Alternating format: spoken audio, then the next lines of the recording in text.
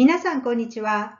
弊社 CEO が長年の経験をもとにテーマをピックアップし、鋭い視点で解説する CEO インサイト。今回は電力小売事業の M&A について解説いたします。Welcome to CEO Insights. In this issue, I want to discuss our experience in retail energy mergers and acquisitions. This is something we've done a lot of support work for both buyers and sellers of deals, including in Japan. So if you look at time when you start a liberalized energy market, such as Japan did not long ago, you go through basically 5 stages. So the first stage, many new companies enter, get a license, and in most cases, or many cases, I should say, a lot of them don't really have a lot of experience in energy, which is fine. So in the second stage, the inexperienced retailers tend to follow the more experienced, or they follow each other, whether they're experienced or not. So they're not leaders, they're followers. And mostly they have the same pricing strategies and the same customer acquisition programs, et cetera. So the third stage, either competition itself or the commodity market volatility results in negative margins. Companies lose money. This happens every country we've been involved in, which is all of the liberalized markets in the world. So in the next stage, the leading retailers with the financial resources start to buy up these other retailers.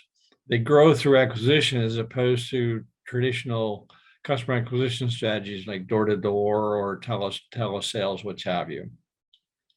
That leads to stage 5, where the emergence of very large retailers who primarily grew through acquisitions.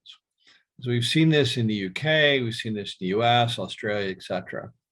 So by stage 3, there are too many retailers, and Japan's no exception, 800 plus licensed retailers.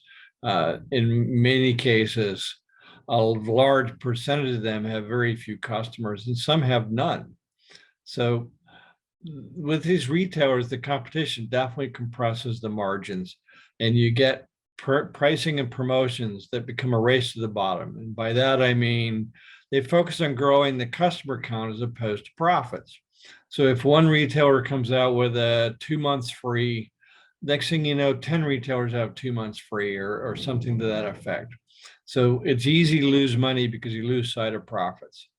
So the large and successful retailers focus on 3 keys to retail energy success. One is the cost to acquire customers. If you're giving 2 months away, plus the cost of whether that's door-to-door, telesales, or direct sales, Salesforce, that's all a cost to acquire. If you can't make that money back in the first 12 or 18 months, you're probably spending too much. Then it becomes cost to serve, customer service, billing, et cetera, error fixing, bill payment, et cetera, all cost to serve a customer. And of course, the one people are focused on a lot lately is commodity risk management. The volatility of the markets requires hedging, which for many companies is a new and novel thing to be doing. So the large retailers, it's easier to achieve these through economies of scales in these 3 areas, because the bigger the customers, the more you can afford to invest in technology, the more you can play with the commodity markets and the futures and hedging.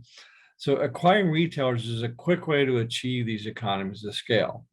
So this is a brief tutorial based on our experience in mergers and acquisitions. Be happy to discuss whether you're interested in buying, selling, or just learning more about it. Feel free to give us a call or email. Thank you.